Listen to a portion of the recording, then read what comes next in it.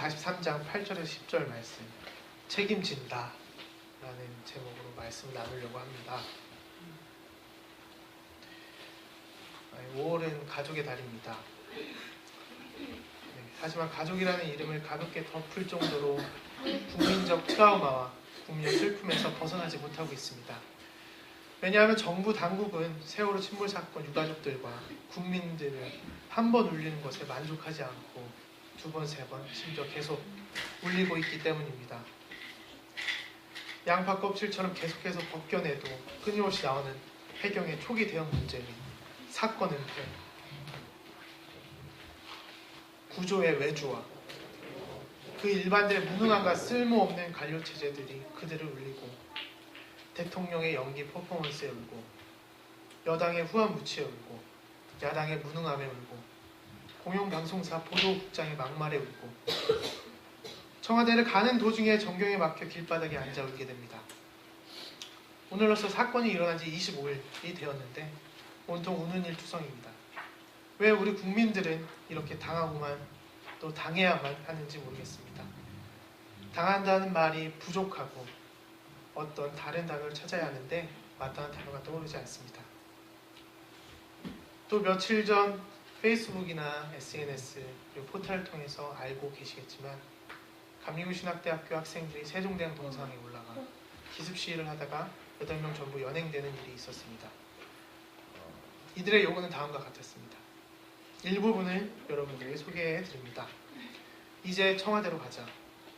청와대로 가기 위해 그 마당인 광화문 광장, 세종대왕상에 올랐다. 실종자 가족과 유가족이 가지 못해 서름이 맺힌 청와대 앞으로 가자. 오늘 이 광화문 사거리를 넘어 저 청와대로 가자. 대통령에게 책임을 묻고 정치인들이 응당 받아야 할 대가를 치르게 하자. 우리는 이렇게 주장한다. 정부는 유가족들의 요구사항을 전면 수용하고 특검을 실시하라. 불법 정권, 무능 정권, 박근혜 정권을 퇴진하라. 이런 요구였습니다. 연행된 대학생들은 묵비권을 행사했습니다. 그런데 이들에게 공통적으로 형사들이 물었던 질문은 이거였습니다. 배우가 누구냐? 라는 것이었습니다. 과연 배우가 누굴까요? 네. 여기 몇 명 계시거든요. 우리가 한 건 아니고요. 어제 동아리 모임을 하다가 이 목사님이랑 얘기를 했었거든요. 거기 절반이 이 목사님이랑 같이 학습하는 친구들이고요. 절반이 저랑 학습하는 친구들입니다. 뭐 그런 얘기, 저런 얘기를 하다가 보니까 과연 배우가 누굴까? 라는 생각을 좀 하게 됐습니다. 요새 청년들은 선배들이 시킨다고 안 하거든요. 자기네들 마음에 안 들면 그냥 한 귀로 듣고 한 귀로 흘리거나 자기네들이 좋아서 하는 것인데 그런 용기에 박수를 보내면서도 저의 용기에 자괴감이 들기도 합니다. 어느덧 일상으로 돌아온 우리들에게 이번 사건은 이 참사와 이 정권의 무능력을 잊지 말라라는 하나님의 음성을 들렸습니다. 그리고 여러 가지 질문과 과제를 남긴 행동이었습니다. 조만학교의 성도님들에게 5월 첫째 주는 어떤 의미였습니까? 연휴였습니까? 아니면 새로운 세상을 경험하는 한 주였습니까? 샤르트르가 쓴 구토라는 소설의 주인공 로캉탱은 이런 말을 합니다. 삶에는 아무런 고정된 의미가 없기 때문에 자기의 삶을 매 순간 스스로 선택하여 자기 자신을 스스로 만들어가며 살 수 있는 것이다 라고 말합니다. 우리는 어쩔 수 없이 배고프면 밥을 먹지요. 목마르면 물을 마시고요. 또 심심하면 유의활동을 하거나 무언가에 몰두하겠지요. 그러다 보면 우리는 일상에 돌아오게 됩니다. 하지만 우리의 삶의 방향이 곧 나의 주체는 이런 걸로 채워지지 않습니다.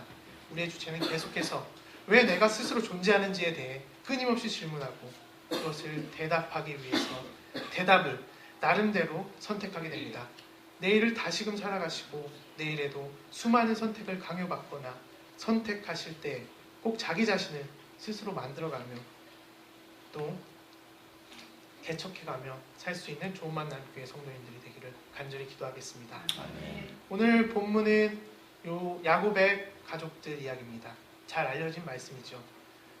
특히 요셉의 꿈 이야기로 그리고 인생 역전의 요셉의 성공 이야기로 많이 설교로 해석되어진 말씀 중 하나이기도 합니다.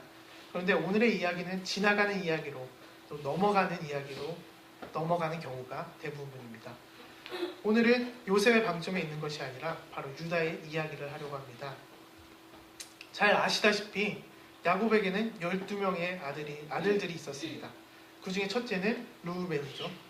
그래서 창세기 37장부터 시작되는 야곱의 가족 이야기는 르우벤의 이름이 심심치 않게 등장합니다. 그 중에 유다는 넷째입니다. 유다는 요셉을 팔고자 의견을 낸 형제이기도 합니다. 곧 요셉을 판 장본인인 것이죠. 팔려간 요셉은 오랜 시간 걸리지만 자신의 재능을 활용하고 인정받은 끝에 이집트의 총리가 됩니다. 그리고 요셉의 능력을 정확히 증명하며 아프리카 일부와 중동 쪽 일부에 연속적으로 기근이 발생하게 됩니다. 기근을 버티다 못해 야곱의 가족들도 이집트의 곡식이 있다는 소식을 듣고 저장했다는 소식을 듣고 곡식을 사기에 이집트로 옵니다. 그리고 그곳에서 요셉을 만나게 되죠. 한눈에 요셉은 자기의 형제들을 알아보고 이 형제들을 첩자라고 몰고 첩자의 누명을 벗으려면 집에서 막내를 데리고 오라고 명령합니다. 그래서 집의 둘째인 시므온을 인질로 잡아놓고 나머지 형제들은 집을 다시 나서게 됩니다. 집에 도착해 전후 사정을 아버지 야곱에게 이야기한 후 설득하게 됩니다. 먼저 장자인 르우벤이 아버지를 설득합니다. 창세기 42장 37절에서 38절인데요. 이관태 목사님 한번 읽어주세요. 르우벤이 아버지에게 말하였다. 제가 베냐민을 다시 아버지께로 데리고 오지 못한다면 저의 두 아들을 죽이셔도 좋습니다. 막내를 저에게 맡겨주십시오. 제가 반드시 아버지께로 다시 데리고 오겠습니다. 야곱이 말하였다. 막내를 너희와 함께 그리로 보낼 수는 없다. 그 아이의 형은 죽고 그 아이만 홀로 남았는데 그 아이가 너희와 같이 갔다가 또 무슨 변을 당하기라도 하면 어찌하겠느냐. 너희는 백발이 성성한 이 늙은 아버지가 슬퍼하며 죽어서 스올로 내려가는 꼴을 보겠다는구나. 르우벤은 아버지 야곱을 설득시키지 못합니다. 그리고 기근이 더 심해지고 곡식이 떨어질 때쯤 아들들은 다시 한번 야곱을 설득하기 시작합니다. 이때 유다가 나서서 아버지를 설득합니다. 오늘 본문과 같이 말입니다. 이 본문은 다시 한번 김정희 집사님 한번 읽어주세요. 유다가 아버지 이스라엘에게 말하였다. 제가 막내를 데리고 가게 해주십시오. 그러면 우리가 곧 떠나겠습니다. 네, 제가 임미아 집사님이 한번 읽어주세요. 그렇게 하고요. 네. 유다가 아버지 이스라엘에게 말하였다. 제가 막내를 데리고 가게 해주십시오. 그러면 우리가 곧 떠나겠습니다. 그렇게 하여 우리도 아버지도 우리 어린 것들도 죽지 않고 살 수 있을 것입니다. 제가 그 아이의 안전을 책임지겠습니다. 아버지께서는 그 아이에 대해서는 저에게 책임을 물어주십시오. 제가 그 아이를 아버지께로 다시 데리고 와서 아버지 앞에 세우지 못한다면 그 죄를 제가 평생 발배해 받겠습니다. 우리가 이렇게 머뭇거리고 있지 않았으면 벌써 두 번도 더 다녀왔을 것입니다. 얼핏 보면 르우벤의 설득과 유다의 설득은 어감상 그리 차이가 없어 보입니다. 하지만 확실한 것은 설득하는 방식이 달랐습니다. 그리고 책임지는 방식도 달랐습니다. 먼저 책임진다는 것은 어떠한 실수를 했거나 잘못을 저질렀을 때 잘못한 당사자가 자주 쓰는 말입니다. 그런데 책임진다는 것은 그리 간단한 문제가 아닙니다. 다시 말해서 말로만 책임진다는 의미가 아니라는 것입니다. 세 가지 충족이 있어야 되는데요. 우선 책임을 지기 위해서는 자신의 잘못을 시인하는 것이 첫 번째 충족입니다. 곧 잘못한 사실이 인정돼야 하는 것이죠. 이런 의미에서 르우벤과 유다는 본인들의 잘못을 인정하는 셈이기도 합니다. 요셉의 일이 다시금 일어나지 않는다며 베냐민을 이집트로 데려가기 위해서 아버지를 설득하려고 나섰기 때문입니다. 그리고 두 번째 충족은 나의 잘못 때문에 피해받은 사람에게 용서를 받거나 화해를 해야 합니다. 이것은 나중에 요셉과 형제들이 그리고 아버지 모두가 용서를 받고 화해되는 장면이 나오죠. 세 번째 충족은 재발 방지입니다. 흔히들 책임과 처벌이 같은 의미로 생각할 때가 많습니다. 처벌은 재발 방지의 극히 일부분이라고 할 수 있습니다. 많은 사건, 사고들이 일어났을 때 책임자 추궁과 처벌에 방점을 두고 모든 사건을 일단락하려고 합니다. 하지만 이는 많은 사람들께 공감과 카타르시스를 보여줄 수는 있겠지만 근본적인 문제가 바뀌지 않습니다. 재발 방지를 위해서 관련 법규나 구조가 바뀌지 않는 한 다시금 이러한 일이 발생하지 말라는 법은 없습니다. 처벌은 다분히 전시 효과를 줄 뿐 아무런 것도 바뀌지 않습니다. 이런 것으로 책임졌다라고 볼 수도 없습니다. 우리 모두가 그리고 우리 사회가 세월호 침몰 사건의 책임을 통감한다면 이 사회가 책임질 수 있게 감시하고 압박해야 할 것입니다. 그러기 위해서는 세월호 침몰 사건의 철저한 진상조사와 그리고 특별법을 제정해서 앞으로 이런 무능함이 다시는 일어나지 않도록 해야 하는 것입니다. 이것이 책임진다라는 것입니다. 그런데 지금의 언론은 책임 처벌에만 열을 올리고 있고 이를 보도하기만 하고 있습니다. 우리가 이를 유심히 지켜볼 필요가 있습니다. 세 가지가 충족된 책임이라면 이제는 루벤과 유다의 설득 방식의 차이가 보일 것입니다. 루벤은 처벌만 강조하고 본인의 아들을 처벌 대상으로 삼지요. 이렇게 말입니다. 제가 베냐민을 다시 아버지께로 데려오고 오지 못한다면 저의 두 아들을 주셔도 좋습니다. 막내를 저에게 맡겨주십시오. 제가 반드시 아버지께로 다시 데리고 오겠습니다. 슬픔에 공감하지 못하며 사과조차 못하는 일국의 한 대통령을 보는 것 같습니다. 일국의 대통령은 요새 꼬리 자르기 그리고 책임 회피에 여념이 없지요. 이것으로 트라우마를 겪은 유가족들을 설득시킬 수도 없을 뿐더러 이해시킬 수도 없습니다. 요셉의 트라우마에 사로잡혔던 야곱도 또한 설득시킬 수 없습니다. 반면 유다의 설득은 달랐습니다. 오늘 본문처럼 말입니다. 제가 그 아이의 안전을 책임지겠습니다. 아버지께서는 그 아이에 대해서는 저에게 책임을 물어주십시오. 제가 그 아이를 아버지께로 다시 데리고 와서 아버지 앞에 세우지 못한다면 그 죄를 제가 평생 달게 받겠습니다. 우리가 이렇게 머물거리고 있지 않으면 벌써 2번도 더 다녀왔을 것입니다.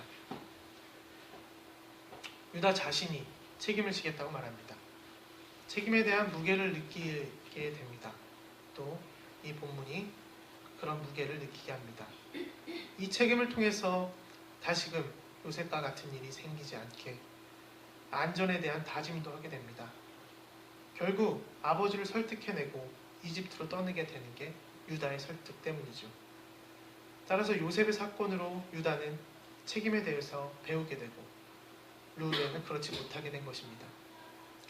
이것은 공감 능력과 연결될 수 있습니다. 법정 스님의 아름다운 마무리라는 책에서 이렇게 말합니다. 옛사람의 가르침의 병고로서 양약을 삼으라는 교훈이 떠오른다. 내가 몸소 알아 봄으로써 이웃의 아픔을 이해할 수 있다. 동병상련. 우리가 어떤 병고를 겪을 때 그것을 단순하게 개인적 문제로 생각하기 쉽다. 그래서 이웃의 괴로움에 대해서 모른 체 한다. 동병상련은 배우려는 노력 없이 이해하려는 노력 없이는 힘듭니다. 왜냐하면 그러기 위해서는 내 속에 있는 그런 아픔들, 그와 같은 아픔들을 끄집어내야 하기 때문입니다. 그래야 조금이나마 그와 같은 감정으로 동병상련할 수 있기 때문입니다. 지금 우리에게 필요한 것이 동병상련의 마음이라면 우리는 다 같이 책임져야 합니다. 특히 재발 방지가 이루어질 수 있는 3가지 충족이 되는 책임을 져야 하겠습니다.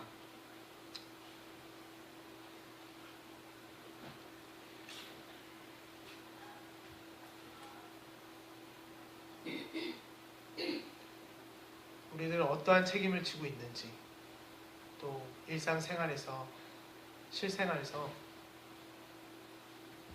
어떤 책임이 나에게 왔을 때 그 책임을 온전히 지고 있는지, 이런 것들을 좀 생각해 봐야겠습니다. 말씀을 마치겠습니다. 루미는 봄바람을 이렇게 말합니다. 사랑받는 이는 눈부신 태양처럼 빛나고 사랑하는 이는 그를 먼지처럼 화환을 감싼다. 사랑이 봄바람이 불기 시작하자 시들지 않는 가지가지마다 춤을 추며 돈다. 루미의 시처럼 생명의 바람이 불며 물오른 나무들이 저마다 잎 돋우는 달인 잎새달 4월. 이미 돋기도 전에 생을 마감한 어여쁜 이들이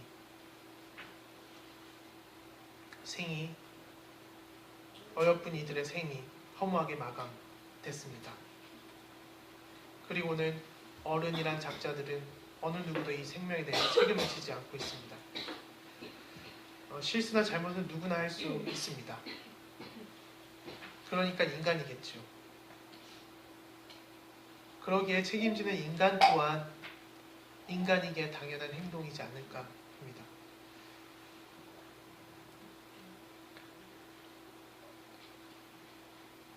캐나다 이민청에 이민 조회가 평소보다 5배 늘었다라고 합니다. 캐나다만 있겠습니까? 미국, 기타 등등 정부의 무능함도 이 나라에서 여러 가지 책임지지 않는 모습을 보면서 사람들이 그렇게 이민을 가려고 합니다.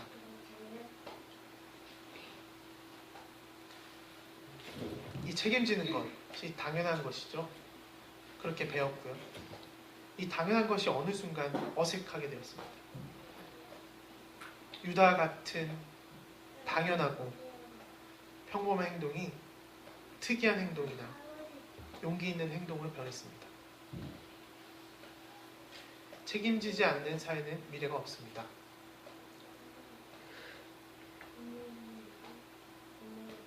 계속 그렇게 죽을 테니까요.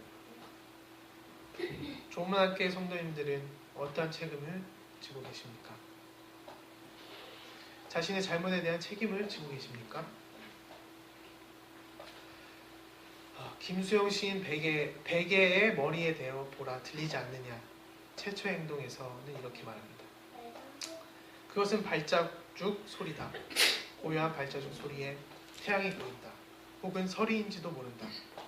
내가 가는 곳은 모두가 처음 길이다. 그러나 이 처음 길은 정부와 온교례가 막고 있을 때 어떻게 하는가? 나의 가는 길은 원시림에도 아니오, 군문에도 아니오. 사람이 있는 곳이다. 사람이 공명하는 곳이다. 사랑이 있는 곳이다. 솔직한 마음은 재판소의 지붕의 먼지처럼 이미 먼지가 끼었다. 오늘도 내일도 거기에 먼지가 끼어 있으라. 나의 마음은 내부에서부터 나가는 길이다. 용기 아닌 용기의 길, 평범한 행동이요. 평범한 행동조차 못하는 게 또 이런 행동조차를 이 행동을 막는 그런 사회, 그리고 이런 평범한 행동조차 배우지 못하는 사회.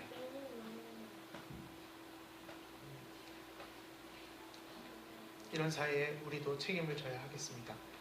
조문학교의 성도님들은 용기 아닌 용기를 내어서 자신의 잘못에 책임을 지는 정말 지극히 평범한 인간이 되시길 바라겠습니다.